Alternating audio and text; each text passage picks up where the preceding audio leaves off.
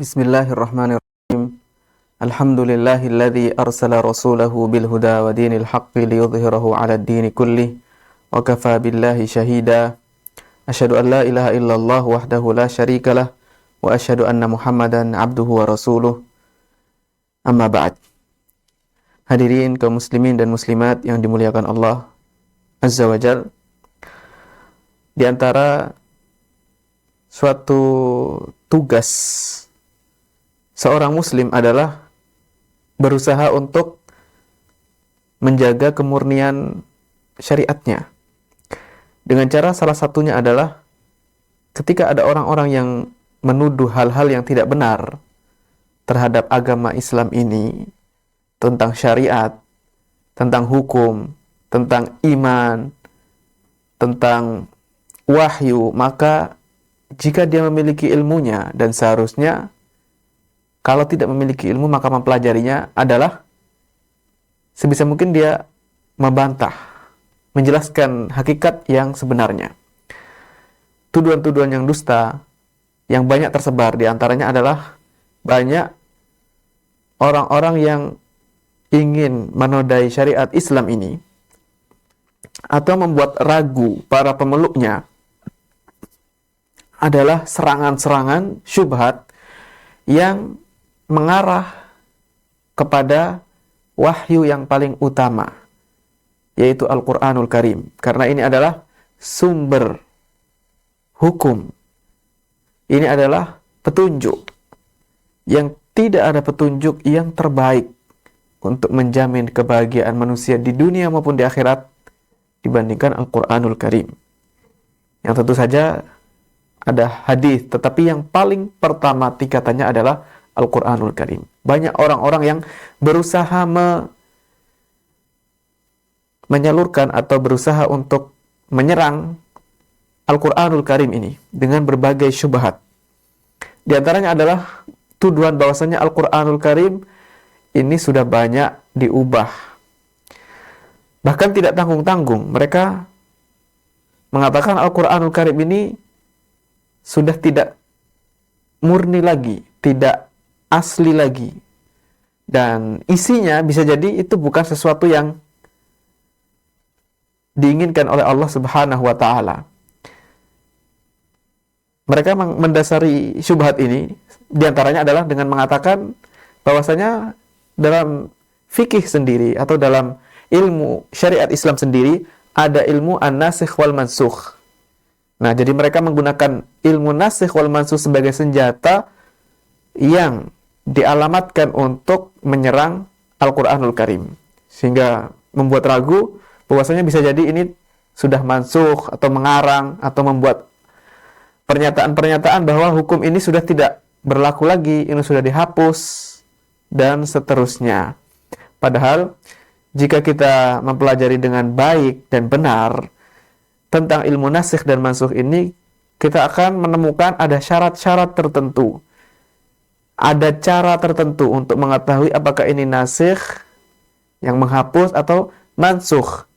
Apakah ini sesuatu yang hukumnya sudah dihapus ataukah tidak.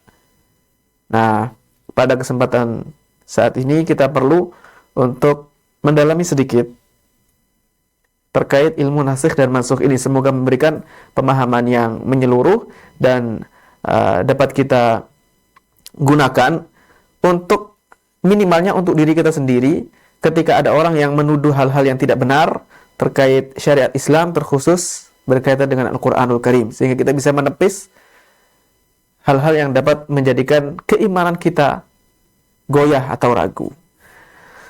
Kaum muslimin dan muslimat yang dimuliakan Allah Subhanahu wa Ta'ala, ilmu nasikh dan mansukh ini salah satu ilmu yang penting yang terdapat dalam ulumul Quran, ilmu-ilmu yang berkaitan dengan Al-Quranul Karim. Lebih spesifik lagi, ilmu-ilmu yang berkaitan dengan tafsir Al-Quranil Karim. Nah, kita perlu mengetahui dulu apa yang dimaksud dengan an-nasakh. Jadi, an-nasikh wal mansukh ini asal katanya adalah dari nun, sin, kha. Akarnya adalah nun, sin, kha. Nasakha yansakhu, lalu bentuk masdarnya adalah naskhon. Nah, an-nasakh secara bahasa itu memiliki dua makna. Dalam bahasa Arab, penggunaan nasakh ini sebelum memasuki definisi secara istilah, kita perlu mengetahui dulu secara bahasa. Penggunaan nasakh ini dalam bahasa Arab yang pertama adalah memiliki makna al-izalah, menghilangkan. Di antaranya adalah, di antara contoh penggunaan kata nasakha yansakhu, naskhon, yang memiliki makna al-izalah atau menghilangkan adalah dalam satu ayat di surat Al-Hajj. Allah Subhanahu wa taala berfirman, "Wa ma arsalna min qablika mir rasulin illa idza tamanna alqa syaitanu fi umniyatihi fayansakhullahu ma yulqi syaitanu thumma yuhkimullahu ayati." Allah Subhanahu wa taala berfirman, dan tidaklah kami mengutus seorang rasul pun sebelum engkau, wahai Muhammad, melainkan jika rasul ini menginginkan sesuatu, maka setan pun berusaha untuk memasukkan bisikan-bisikannya di keinginan para rasul tadi. Nah, ini adalah misi setan yang jahat. Maka apa yang terjadi? Allah Subhanahu wa taala pun melanjutkan firman-Nya, fayansakhullahu ma yulqi syaitan. Maka Allah pun yansakhu. Maksudnya adalah yuzilu, menghilangkan apa yang dimasukkan, dibisikkan oleh para setan tadi. Ya, mungkin hal-hal yang bisa jadi malah berkaitan dengan wahyu juga, dengan syariat. Nah, Allah Azza wa Jalla menyelamatkan para rasul ini dari bisikan-bisikan dan gangguan setan. Jadi nasakha yansakhu di sini maknanya adalah azala yuzilu, menghilangkan. Lalu makna yang kedua adalah an-naql, memindahkan, menukil, menyalin. Di antara nasakha yansakhu yang memiliki makna an-naql, memindahkan, menyalin, adalah firman Allah Ta'ala di surat Al-Jathiyah, "Inna kunna nastansikhu ma kuntum ta'malun." Sesungguhnya kami, kata Allah Subhanahu wa taala, nastansikhu ma kuntum ta'malun, memerintahkan agar mencatat, menyalinnya, menulis apa yang dahulu kalian kerjakan. Ini secara bahasa. Adapun secara istilah, maka disebutkan dalam kitab Al-Muyassar fi Ulumil Quran ini secara istilah, tetapi tidak cukup ya, karena ada dua istilah. Istilah nasakh menurut para ulama mutaqaddimin, para ulama terdahulu, dan versi yang kedua adalah istilahnya para ulama belakangan, para ulama mutaakhirin. Dinukil dari kitab Al-Usul min Ilmil Usul, ya, kitab usul fikih yang untuk pemula karya Syekh Muhammad bin Shalih Al-Utsaimin, menurut para ulama mutaakhirin, ulama belakangan, nasakh adalah raf'u hukmi dalilin syar'iyyin aw lafdhihi bidalilin minal kitab was sunnah. Ini satu definisi yang sudah baku. Ya, tentu saja membutuhkan penjelasan, penjabaran setiap kata-kata ini untuk bisa memahami secara komprehensif, secara lengkap. Tapi karena kesempatan yang kita miliki tidak banyak, kita akan menjelaskan sedikit saja. Nasakh adalah mengangkat, atau maksudnya adalah menghilangkan, menghapus satu hukum pada dalil syariat. Jadi yang dibahas adalah dalil syariat. Kalau ada penghapusan dalil sesuatu yang tidak syariat, sesuatu yang akli misalnya, atau yang lain, maka itu bukan tema atau topik yang dibahas oleh para ulama syariat. Au lafzihi, terkadang yang dihapus bukan hukumnya, tetapi lafadznya, atau bahkan dua-duanya, hukumnya dihapus, lafadznya juga dihapus. Nanti akan dibahas macam-macamnya. Yang menghapus ini apa? Bidalilin minal kitabi awis sunnah. Dengan dalil, yang menghapus ini dalil berupa Alkitab atau As-Sunnah, Al-Quran maupun hadis saja. Karena tidak bisa suatu hukum, dari definisi saja kita sudah tahu bahwa nasakh ini nggak bisa. Orang yang mengatakan ini sudah tidak masuk akal lagi, sehingga hukumnya sudah dihapus. Dihapusnya dengan apa? Qiyas misalkan, atau dengan akal, atau dengan maslahat, atau dengan kesepakatan sekalipun ada, seandainya, itu tidak bisa digunakan untuk menghapus suatu hukum dalil syariat atau lafaz dalil syariat. Contohnya, satu contoh yang disebutkan dalam kitab ini, contoh yang perlu perenungan, ya, perlu perenungan dan membutuhkan konsentrasi sebenarnya. Di antaranya contoh nasakh adalah firman Allah Ta'ala, wallati ya'tina al-fahishata min nisaikum fastashhidu alaihinna arba'atan minkum. Dan allati, ini orang-orang yang perempuan, ya'tina al-fahisha, para wanita yang melakukan perbuatan keji. Maksudnya adalah wanita-wanita yang berzina. Ini lafaznya umum. Yang penting dia melakukan perbuatan keji zina ini, baik dia bikr maupun thayyib, baik dia gadis maupun janda. Min nisaikum, dari kalangan wanita-wanita kalian, fastashhidu alaihinna arba'atan minkum. Maka carilah saksi. Untuk menghukumnya harus ada saksi, jumlahnya adalah 4 orang dari kalangan laki-laki. Fa in syahidu, kalau ternyata ditemukan saksi, mereka bersaksi 4 orang ini, maka barulah ditetapkan hukuman untuk wanita-wanita yang berzina tadi. Apa hukumannya? Fa'amsikuhunna fil buyuti hatta yatawaffahunnal maut. Hukuman wanita yang melakukan perbuatan zina sampai ada saksinya 4 terpenuhi semuanya, maka amsikuhunna fil buyut, tahanlah mereka di rumah-rumah, ditahan. Ya, semacam penjara begitu ya. Ditahan, tidak boleh keluar dari rumah hatta yatawaffahunal maut. Sampai kapan? Ini ditahan sampai berapa tahun? Sampai mereka meninggal dunia. Jadi tidak boleh keluar dari rumah. Ini hukumannya. Aw yaj'alallahu lahunna sabila, atau Allah Azza wa Jalla memberikan jalan keluar bagi mereka. Nah, ini hukuman yang ditetapkan dari Al-Qur'an ini sebenarnya. Tapi pertanyaannya, apakah ini diterapkan? Tunggu dulu. Allah Subhanahu wa taala lalu melanjutkan di surat An-Nisa juga ayat 16, kalau tadi ayat 15, walladzani ya'tiyaniha, alladzan, 2 orang. Maksudnya adalah pezina laki-laki dan pezina perempuan. Ya'tiyani, yang melakukan ini kembali ke perbuatan keji, maksudnya berzina. Wal iyadu billah. Melakukan hubungan suami istri tapi bukan suami istri dan bukan juga budaknya. Walladzani ya'tiyani, dan orang laki-laki maupun perempuan yang melakukan perbuatan zina, fa'adzuhuma, maka berikan adza. Adza adalah suatu gangguan atau hukuman atau siksaan. Ya, dihukum begitu saja, tapi tidak disebutkan bagaimana bentuknya. Fa in taba wa aslaha fa'ridu anhuma, kalau mereka berdua, yaitu pezina laki-laki maupun pezina perempuan, wa aslaha, dan mereka berdua memperbaiki diri, fa'ridu anhuma, maka lepaskan, biarkan. Innallaha kana tawwabar rahima, sesungguhnya Allah adalah zat yang maha penerima taubat dan maha pengasih. Nah, ayat ini ya tidak ada seorang ahli fikih pun yang memfatwakan bahwasanya orang yang berzina ini ditahan di rumah lalu sampai meninggal dunia atau disiksa begitu saja. Tidak ada, karena ini sudah dihapus hukumnya. Nusikha biqauli ta'ala, sudah dihapus dengan firman Allah di surat An-Nur ayat 2. Jadi hukum tadi, walaupun ada ayatnya, kita baca di dalam Al-Quran ada, tapi hukumnya tidak diterapkan. Hukumannya apa? Hukumannya adalah az-zaniyatu waz-zani fajlidu kulla wahidin minhuma mi'ata jaldah.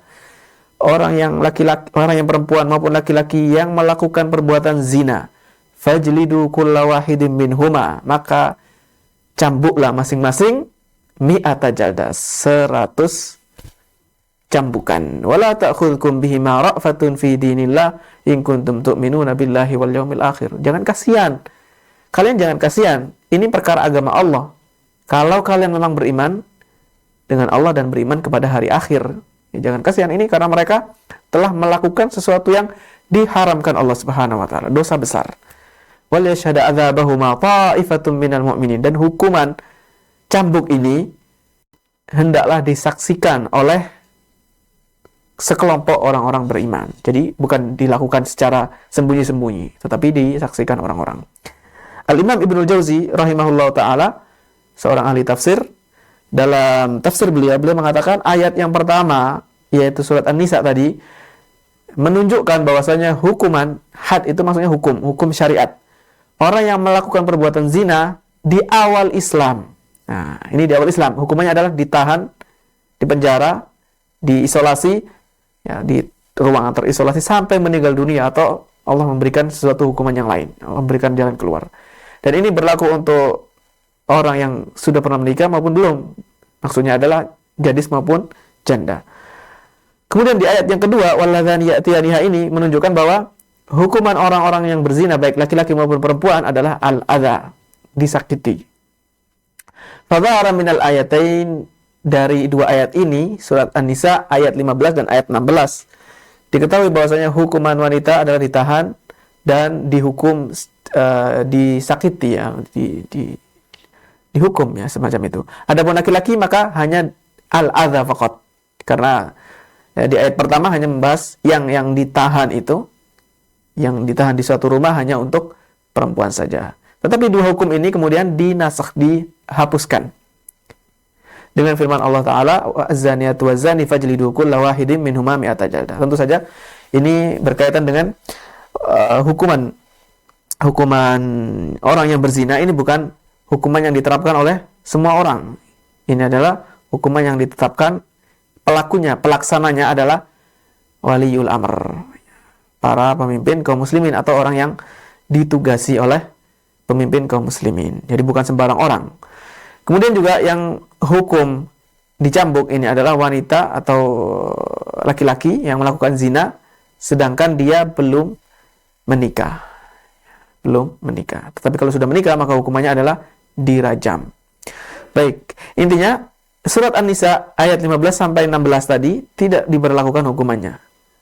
Tidak diberlakukan lagi. Ya, memang di awal Islam ditetapkan hukumannya ini diberlakukan, tapi kemudian sekarang tidak diberlakukan lagi. Ini definisi atau pengertian nasakh menurut para ulama belakangan. Terus bedanya apa dengan pengertian nasakh menurut istilah para ulama dahulu, ulama salaf atau ulama awal-awal, para sahabat, para tabi'in? Dalam pemahaman para ulama salaf atau para mutaqaddimin, para ulama klasik dahulu, maka makna nasakh ini lebih luas, bukan hanya menghapus suatu hukum atau suatu lafaz saja, tetapi mencakup apapun makna yang dihapus atau diubah dengan teks yang lain. Dari satu teks ini kemudian diubah oleh teks yang lain, maka itu masuk ke dalam cakupan nasakh. Baik itu menghapus secara kulliyan, dihapus secara total semua hukum yang ada di situ, dan ini adalah istilah yang digunakan oleh para ulama mutaakhirin, atau secara juz'iyan, sebagian saja. Jadi mungkin ada umum gitu, lafaznya umum, lalu dikhususkan oleh ayat yang lain, maka ini menurut para ulama terdahulu, ulama salaf itu dulu, awal-awal, maka ini masuk ke dalam nasakh. Tetapi menurut para ulama belakangan, maka ini tidak masuk ke nasakh, ini namanya takhsis. Sudah punya nama sendiri, yaitu taksis, pengkhususan. Atau termasuk diantaranya adalah al-raf'ul itlaqi bit-taqyid, taqyidul mutlak. Ketika ada suatu teks yang mutlak, lalu ada yang memberikan batasan, maka menurut para ulama terdahulu ini nasakh. Adapun menurut para ulama belakangan tidak, ini namanya taqyid. Termasuk juga bayanul mujmal, menghilangkan ayat yang mujmal, yang masih global, yang masih belum bisa diterapkan, akhirnya diberikan penjelasannya. Ini juga masuk ke dalam istilah nasakh menurut para ulama terdahulu. Kemudian juga termasuk pengecualian, bahkan pengecualian ketika ada ayat umum lalu ada pengecualian. Sebenarnya ini masuk juga ke dalam taksis menurut para ulama belakangan, tapi ulama terdahulu menyebutnya nasakh juga. Nah, para salaf ini menyebutkan semua ini nasakh. Maka ini perlu difahami dengan baik. Penggunaan istilah ini perlu juga siapapun yang mempelajari istilah-istilah tertentu, harus, salah satunya yang harus diperhatikan adalah sisi historis. Bagaimana sejarahnya? Bagaimana sejarah penggunaan istilah ini? Terkadang ada pergeseran maksud dari satu masa ke masa yang lain. Ya, itu bisa dilihat, dirujuk di kitab Al-Muwafaqat, Al-Burhan, kemudian kitab Mafhumun Nasakh indal Mutaqaddimin wal Mutaakhirin, Nadratun Taqwimiyah, karya Profesor Dr. Musaid At-Tayyar di majalah Tibyan, ya, satu makalah. Kemudian ada catatan kaki, ya, harus mengetahui nasakh ini. Dari sini maka, ini catatan kaki, sebagian para ulama tafsir ketika mengkritisi sebagian salaf yang mengatakan bahwa ini ayat-ayat dinasakh, padahal itu ayat-ayat akhbar. Karena para ulama belakangan mengatakan ayat-ayat yang sifatnya adalah khabariyah, hanya informasi, bukan penetapan hukum, maka tidak berlaku di sana nasakh. Jadi nasakh itu hanya untuk hukum. Kalau tidak ada hukum di situ, cuma informasi, maka tidak nasakh. Ini digunakan oleh para ulama salaf. Nah, sebagian yang kurang detail dalam masalah ini, para ahli tafsir mengkritisi.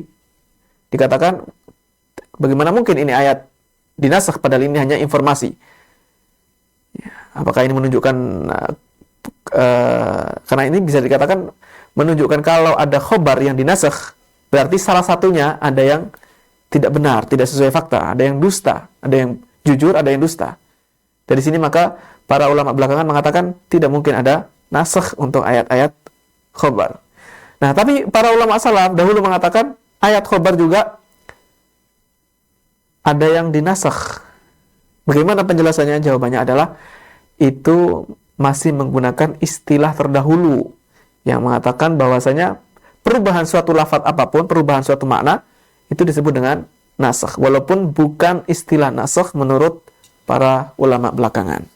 Ya, itu terkait istilah, penggunaan istilah nasakh.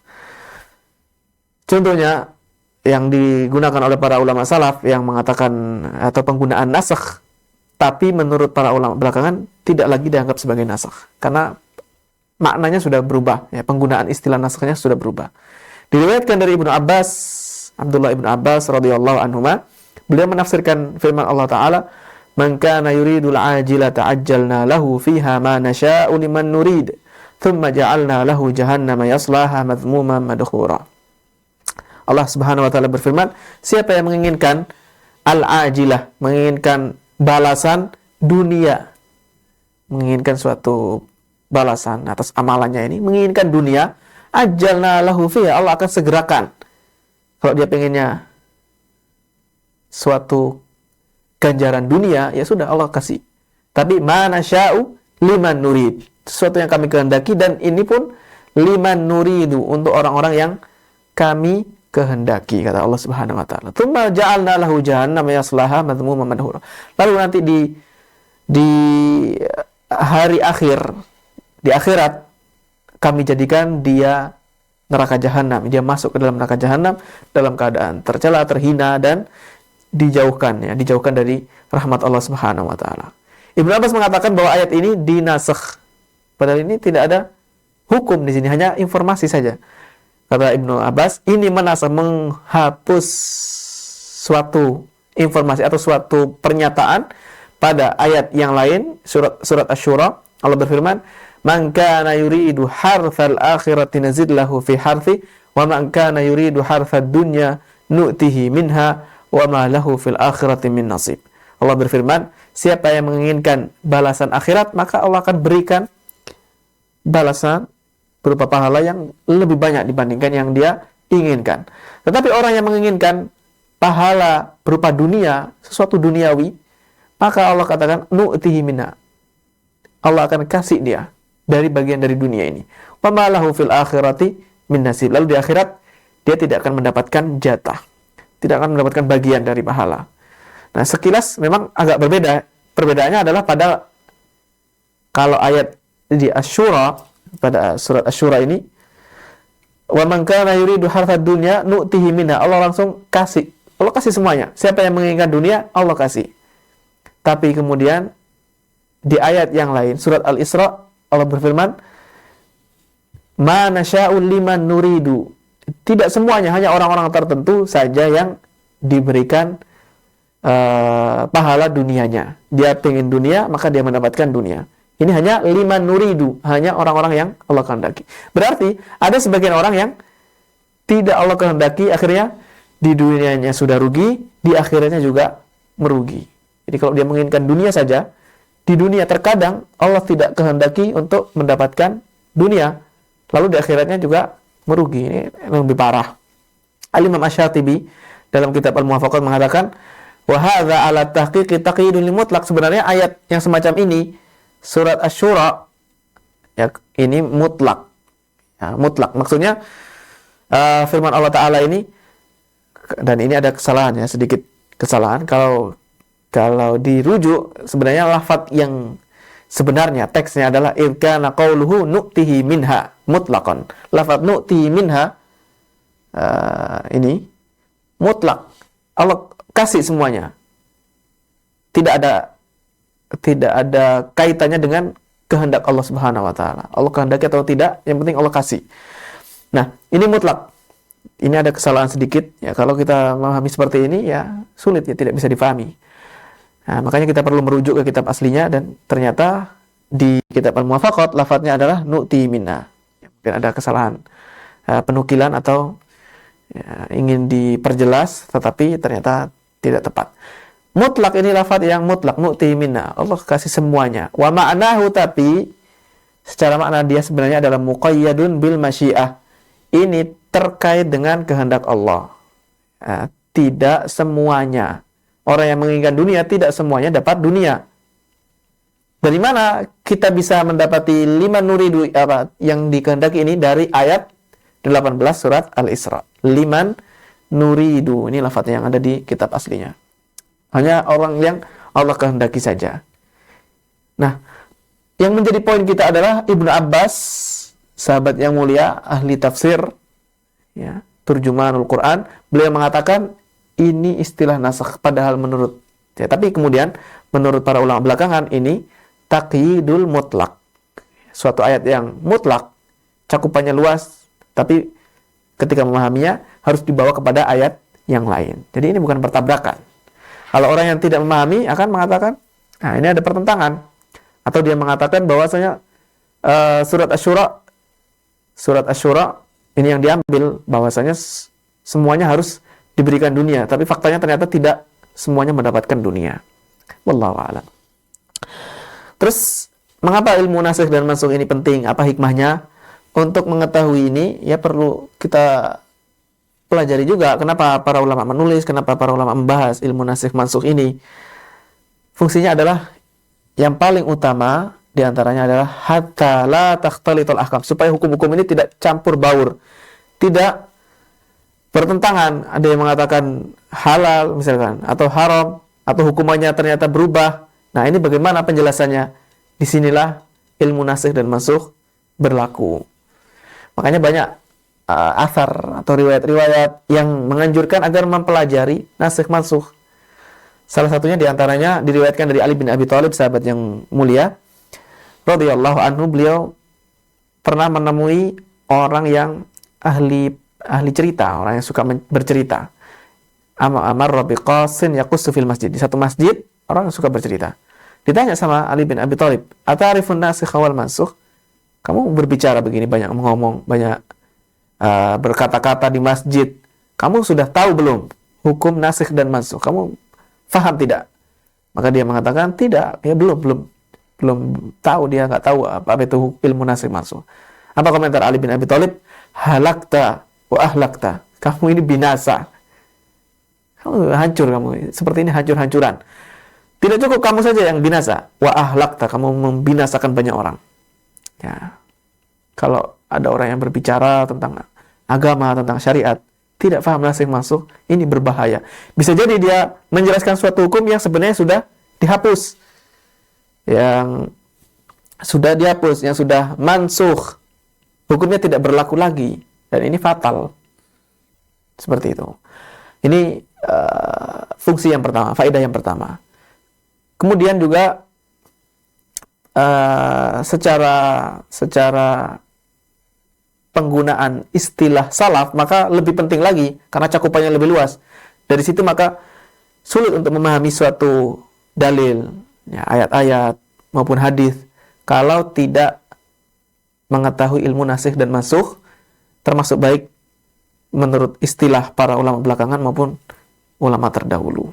Dan ini masuk ke ilmu tafsir sebenarnya. Maka seorang ahli tafsir, orang yang menjelaskan tentang ayat-ayat Al-Quran harus tahu, harus mempelajari ilmu nasikh dan mansukh.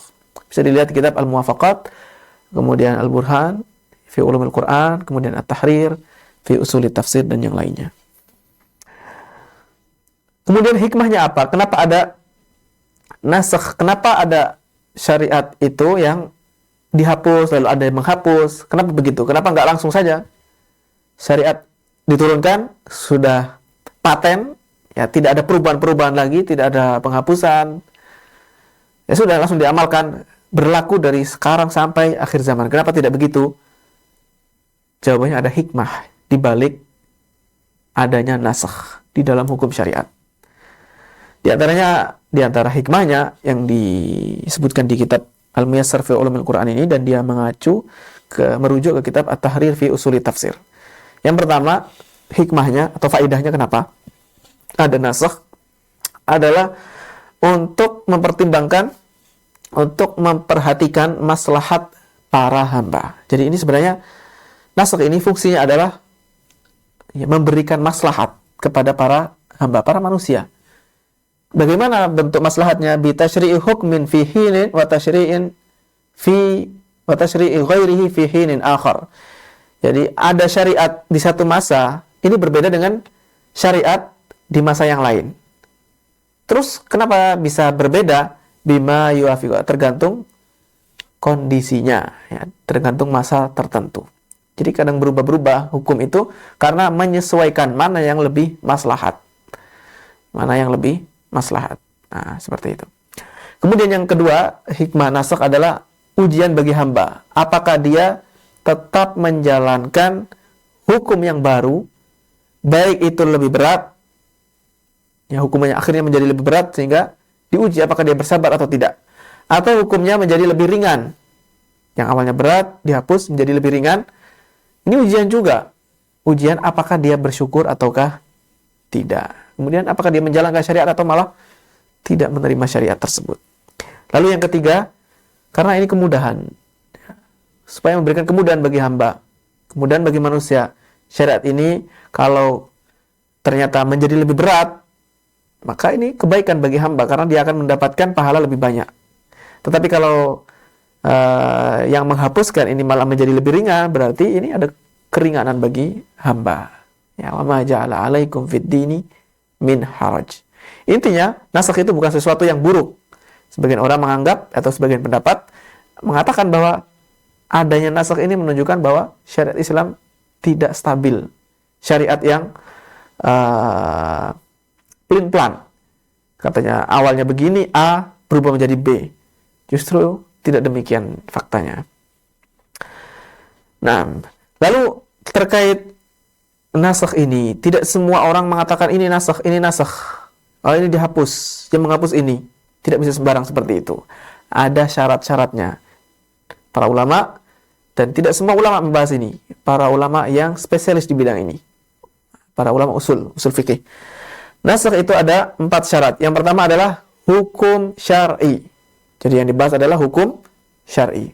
Lalu yang kedua, dalil yang menghapuskan, dalil yang menghilangkan atau yang mengubah atau yang menghapus hukum tadi, ya, hukum yang sebelumnya. Dalil ini harus berupa dalil syar'i. Tidak boleh akal mengubah suatu hukum syariat. Lalu yang ketiga, dalil yang menghapuskan itu harus datangnya belakangan.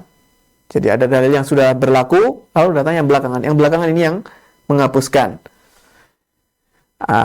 Ghairu muttasilin, dengan syarat ini supaya menjadi nasikh tidak bersambung. Karena kalau bersambung maka menjadi taksis atau takyid. Ya, tidak bersambung. Jadi sudah diterapkan dulu hukum ini A misalkan. Ya, misalkan diharamkan atau diperbolehkan suatu masa di zaman Rasulullah, diperbolehkan makan masakan daging keledai. Ini awalnya. Lalu kemudian diharamkan. Nah, pengharaman ini harus muncul belakangan. Tidak boleh langsung diperbolehkan langsung tiba-tiba diharamkan. Ya, itu tidak menjadi nasikh lagi. Lalu syarat yang keempat, harus ada pertentangan hakiki. Maksudnya adalah ini bertentangan, tidak bisa disatukan. Kalau bisa disatukan dalilnya, maka bukan dinasakh, tetapi dijamak, digabungkan. Jadi menurut mayoritas ulama usul fikih, proses ketika ada satu dalil yang kelihatannya tidak sinkron, ini mengatakan A, ini mengatakan B, maka dicoba dulu. Barangkali bisa digabungkan.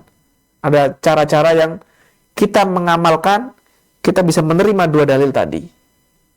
Itu jamak. Tapi kalau tidak bisa, maka dilihat apakah salah satu dari dalil ini menghapuskan dalil yang satunya, maka menjadi nasakh. Kalaupun tidak bisa, maka barulah tarjih.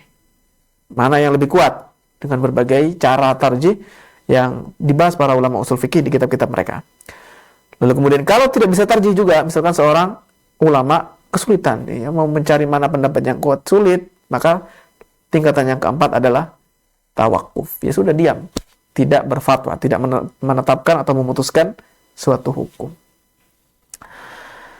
Selanjutnya adalah nasakh ini bagaimana bentuknya, apa saja macam-macamnya. Ada 4 macam. Yang pertama adalah naskhul Qur'ani bil Qur'an. Ayat Al-Quran dinasakh dengan Al-Quran juga. Maka ini disepakati para ulama, ada yang seperti ini. Waqa'ah. Jawazul wuqu' maksudnya terjadi, ada. Nanti akan dijelaskan macam-macamnya yang naskhul Qur'ani bil Qur'an ini. Ada yang lafadznya saja, ada yang maknanya saja, ada yang dua-duanya, lafadz maupun makna. Yang kedua adalah naskhus sunnati bil Qur'an. Hadis, ya, ada satu hadis, hukumnya ini dihapus oleh Al-Quranul Karim. Mayoritas ulama berarti menunjukkan ada khilaf di masalah ini. Jenis yang kedua ini, mayoritas ulama, kebanyakan ulama mengatakan ada hadis yang dihapus dengan Al-Quran. Contohnya adalah perintah menghadap Baitul Maqdis ketika sholat. Jadi di awal Islam, sejak di Makkah, kemudian di awal-awal masa Madinah, itu para kaum muslimin, para sahabat, mereka sholatnya tidak menghadap ke Ka'bah, tidak menghadap ke Ka'bah, melainkan menghadap ke Baitul Maqdis di Palestina. Nah, ini perintah ini, penjelasan mengenai menghadap kiblatnya, ya, menghadap kiblat tetap, tapi kiblatnya ke arah Baitul Maqdis, ke arah utara, ini penjelasannya terdapat di dalam hadis, terdapat di dalam sunnah. Tapi kemudian dihapus hukum tadi, sholat yang menghadap ke Baitul Maqdis diganti dengan menghadap ke Ka'bah. Nah, yang menghapus ini Al-Quranul Karim. Ayat dalam firman Allah Subhanahu wa taala, "Fawalli wajhaka syatral masjidil haram wa haitsu ma kuntum fawallu wujuhakum syatra." Surat Al-Baqarah. Maka hadapkan wajah kamu ke arah Masjidil Haram. Menghadap ke Ka'bah di Makkah. Wa haitsu ma kuntum, dimanapun kalian berada, fawallu wujuhakum syatra. Arahkan, menghadaplah kalian ke arah Masjidil Haram. Hadis dinasakh atau dihapus hukumnya oleh Al-Quranul Karim. Jenis yang ketiga, naskhul Qur'ani bisunnah, kebalikan dari yang kedua. Al-Quran hukumnya diganti, dihapus dengan hadis. Mayoritas ulama mengatakan tidak ada semacam ini. Tidak ada. Ayat Al-Quran dihapus dengan hadis. Berarti ada khilaf juga. Kecuali kalau sunnahnya mutawatirah. Jadi memang para ulama usul fikih ini dalam masalah yang ketiga ini diperinci. Al-Quran dihapus dengan hadis. Apa maksudnya hadisnya? Kalau hadisnya adalah mutawatir, maka bisa. Tapi kalau hadisnya ahad, maka tidak bisa. Ya, kata mereka pendapat yang mengatakan tidak bisa dengan hadis ahad, alasannya adalah karena tingkatannya rendah. Sementara Al-Quran ini ya, yakin pasti mutawatir.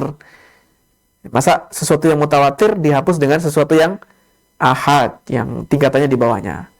Tetapi ya di sini ada khilaf ya. Mayoritas ulama mengatakan tidak bisa. Ya, kecuali kalau sunnah mutawatir. Berarti kalau sunnah mutawatir, secara umum mereka mengatakan tidak apa-apa. Karena berarti sama-sama kuat. Walaupun pendapat yang kuat wallahu alam dalam masalah ini, bisa Al-Quranul Karim dihapus, dinasakh dengan hadis. Walaupun itu hadis ahad yang tidak mencapai tingkatan mutawatir. Tidak, yang meriwayatkan itu tidak banyak perawinya. Ada satu, di jalurnya itu ada satu perawi atau dua atau tidak sampai mutawatir. Yang penting hadisnya sahih. Jadi bukan masalah mutawatir atau ahad, tapi sahih atau tidaknya. Ini pendapat yang lebih kuat dalam masalah ini. Walaupun jumhur mengatakan kebalikannya.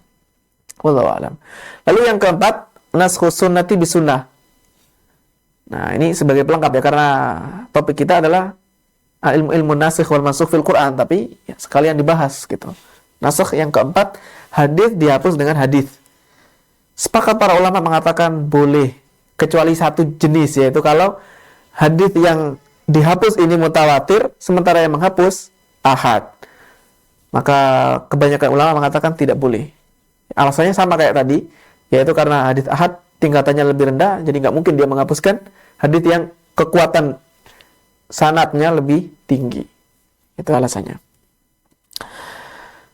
Terus, apakah ada yang lain? Kan tadi berkutat antara Al-Quran dengan Al-Quran, Al-Quran dengan hadis, hadis dengan Al-Quran, hadis dengan hadis.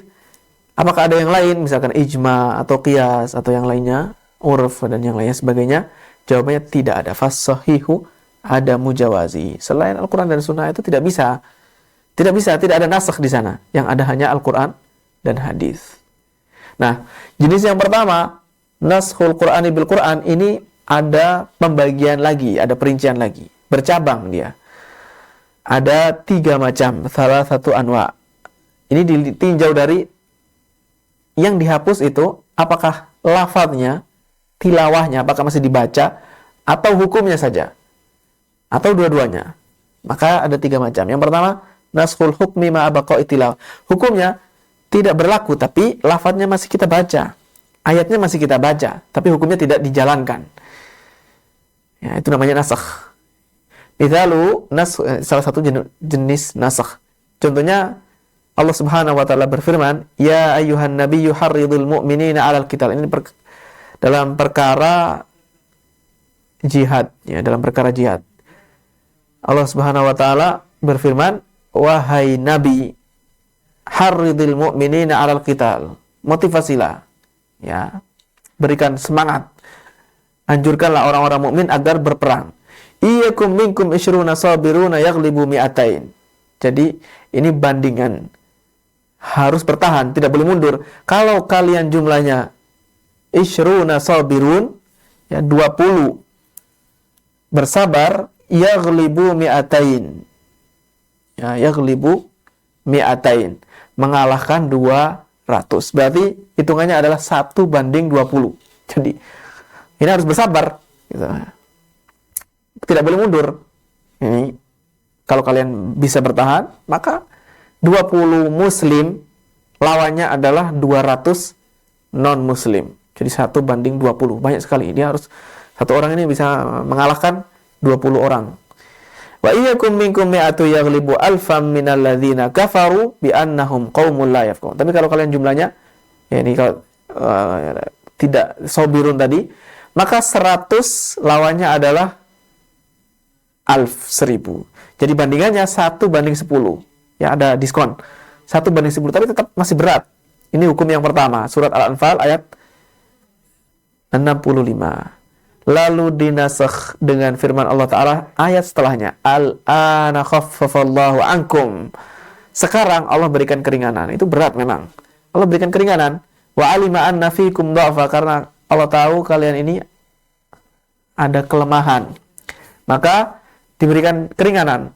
Jadi lawan kalian itu bandingannya bukan lagi 1:20 atau 1:10, tapi jadinya 1:2. Allah berfirman, fa iyyakum minkum mi'atun sabiratu yaghlibu mi'atain wa iyyakum minkum alfu yaghlibu alfaini biiznillah wallahu ma'as sabirin.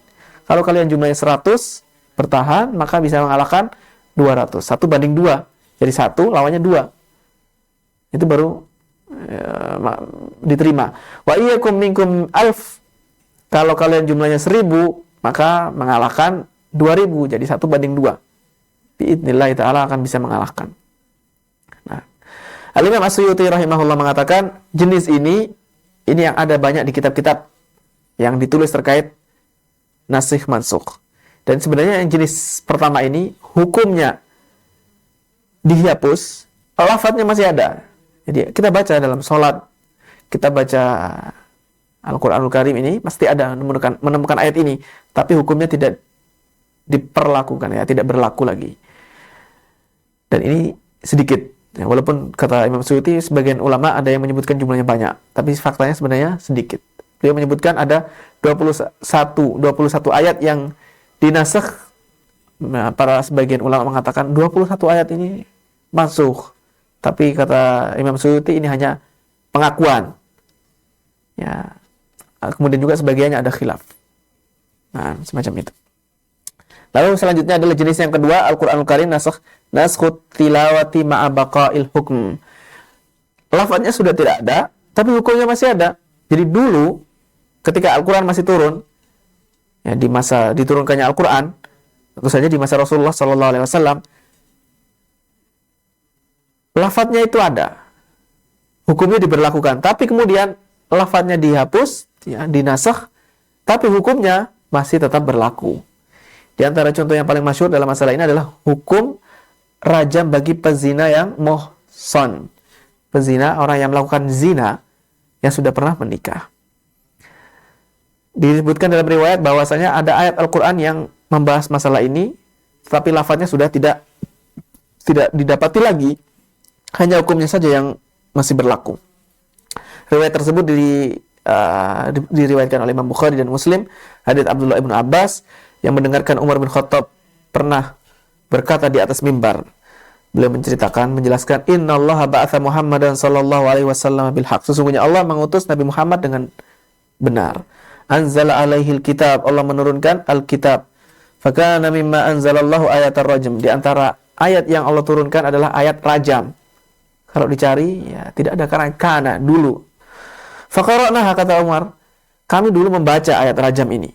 Wa aqalna, kami faham. Wa wa'ainaha, kami hafal.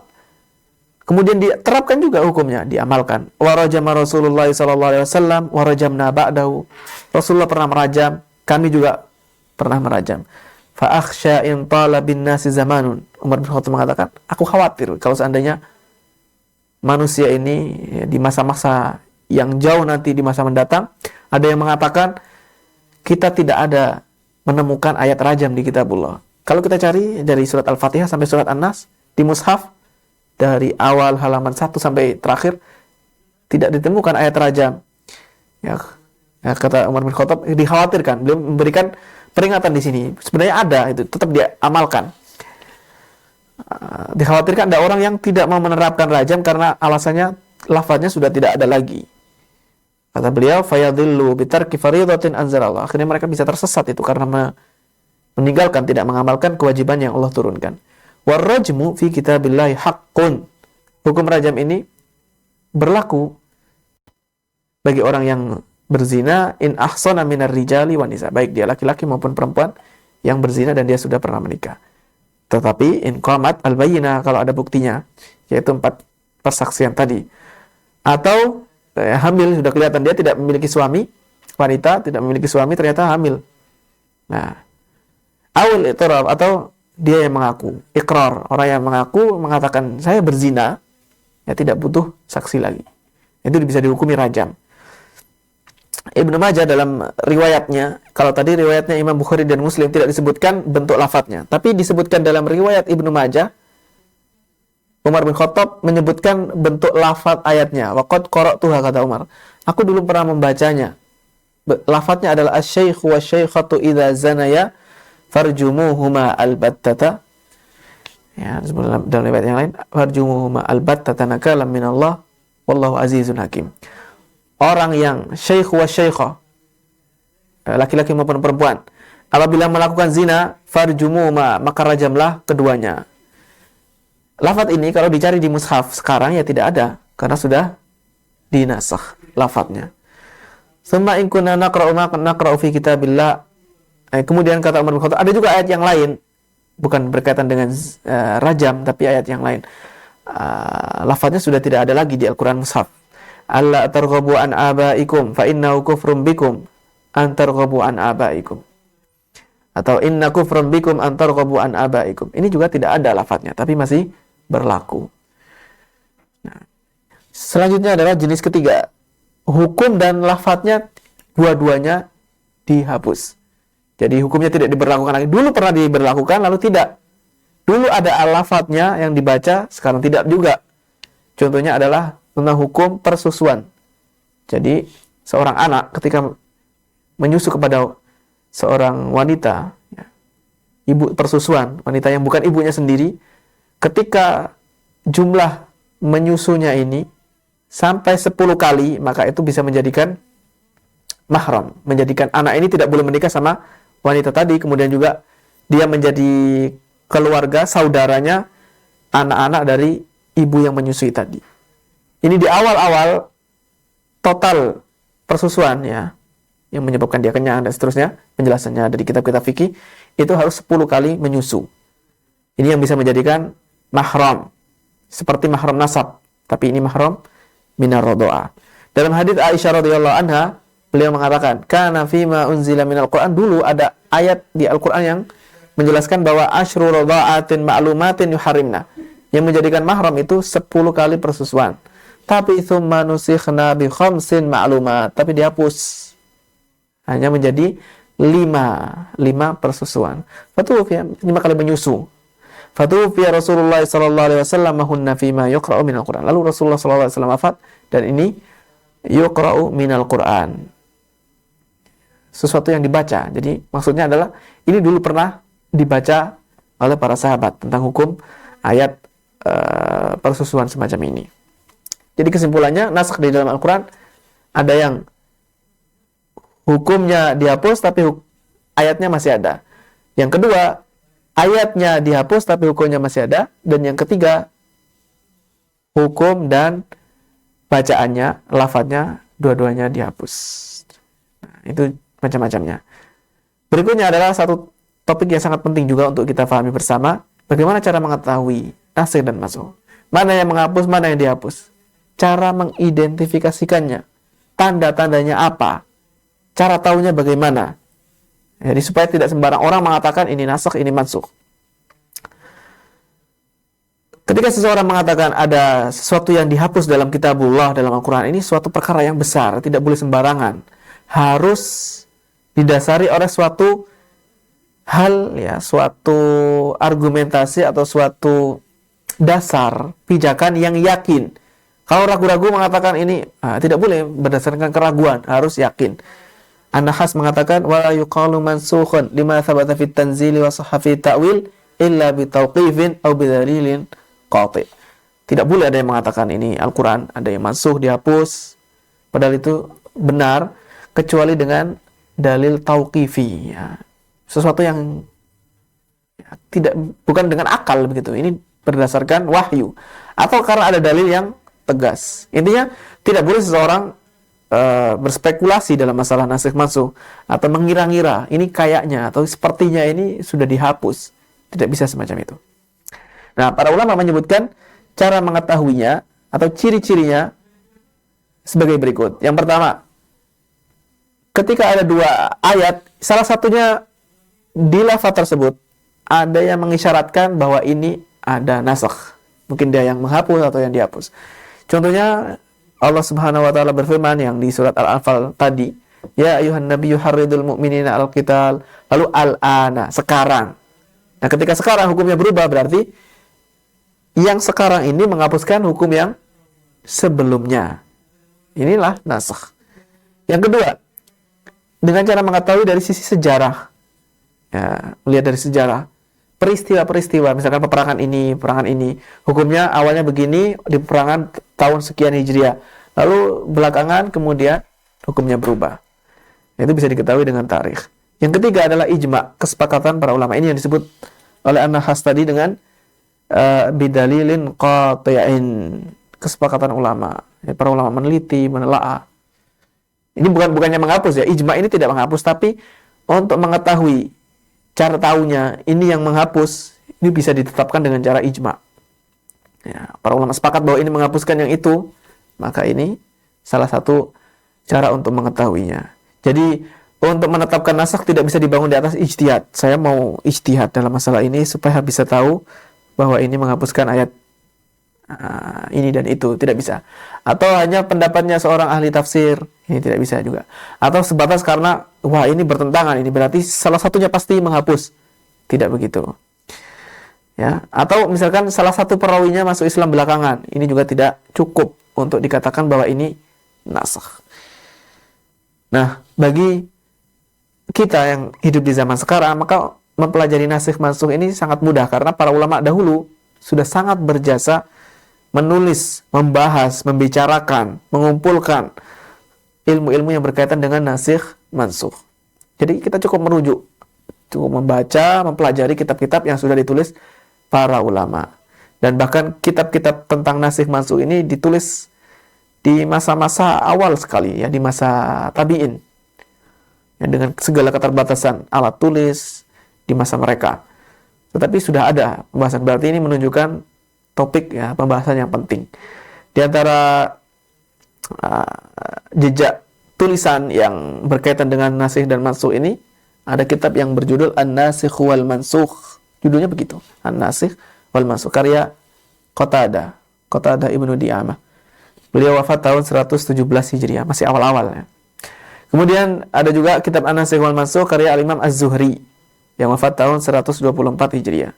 Kemudian setelah itu banyak para ulama setelahnya yang menulis, bahkan sampai hari ini. Di antara buku-buku, kitab-kitab penting yang sampai saat ini tercetak adalah yang pertama kitab An-Nasikh wal Mansukh karya Abu Ubaid Al-Qasim Ibnu Salam. Kemudian yang kedua An-Nasikh wal Mansukh fi Kitabillah karya Abu Ja'far An-Nahas. Lalu Al-Idah li Nasikhil Qur'ani wa Mansukhi karya Makki Ibnu Abi Talib. Lalu yang keempat An-Nasikh wal Mansukh fil Qur'anil Karim karya Ibnu Al-Arabi, ya, Maliki. Kemudian yang kelima Nawasikhul Qur'an karya Ibnul Jauzi, dan masih banyak lagi, ya. Sampai bahkan di kitab-kitab yang ditulis oleh para ulama belakangan. Di antaranya kitab An-Naskhu fil Qur'anil Karim, Dirasatun Tasyri'iyyatun Tarikhiyatun Naqdiyah karya Dr. Mustafa Zaid. Lalu ada juga yang ditulis oleh para ulama belakangan, Al-Ayatul Mansukhatu fil Qur'anil Karim, ayat-ayat yang dinasakh, yang dihapus dalam Al-Qur'anul Karim. Ya, karya Dr. Abdullah bin Muhammad Al-Amin Asy-Syanqiti. Ini yang berkaitan dengan Al-Qur'an. Tapi kalau secara umum pembahasan nasakh, ya hampir semua kitab-kitab usul fikih pasti membahas tentang nasakh ini. Ya, ketika membahas, biasanya mereka membahasnya di pembahasan Al-Qur'an. Ketika membahas dalil itu apa saja? Ada dalil yang disepakati, ada dalil yang diperselisihkan. Ketika sedang membahas Al-Qur'anul Karim, mereka biasanya memasukkan pembahasan ini tentang nasikh wal mansukh. Ya, demikian materi tentang an-nasikhi wal mansukh. Mudah-mudahan bermanfaat, dan ini adalah satu materi yang cukup padat sebenarnya. Dalam satu kali pertemuan kita membahas tentang nasikh dan mansukh, ya, sangat padat. Jika mungkin ada materi yang agak berat, memang perlu diulang-ulang, dan bahkan ini juga tidak cukup bagi siapapun yang ingin memperdalam masalah ini. Tidak cukup satu kali duduk, satu kali mendengarkan, harus mempelajari, butuh jam yang lebih banyak, ya, butuh belajar lebih serius. Tapi setidaknya kita tahu sekilas. Kalau belajar lagi, oh pernah dengar ini, akhirnya diperdalam lagi, sehingga maklumat-maklumat ini tidak benar-benar baru, tapi sudah pernah didengarkan. Ada sedikit yang nyangkut, ada sedikit yang difahami, ada sedikit yang diingat, maka itu sudah cukup baik, ya, daripada tidak memulai sama sekali. Begitulah cara kita dalam belajar, ya. Untuk sekali langsung paham semuanya itu sulit, tidak bisa semacam itu. Kita bukanlah seorang yang ketika mendengarkan sekali langsung hafal semuanya, langsung paham semuanya. Wallahu a'lam bishawab.